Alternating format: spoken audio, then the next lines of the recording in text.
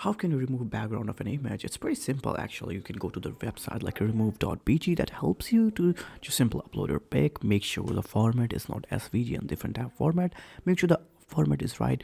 Now upload your image. After uploading your image, it will take some time and then your photo will have a removed background. Remember, it uses very high quality AI models and data sets that can help you to easily remove the background. For more high quality background, you may want to take the membership of that website, or maybe if you don't want that, you can use Adobe's online tool that also helps you to remove the website.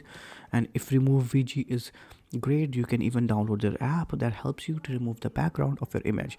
Remember, removing background of an image is very machine learning and AI based task that sometimes may not give you the response as you wanted. So make sure you always choose an image that can be highly optimized and can be removed background in just simple steps.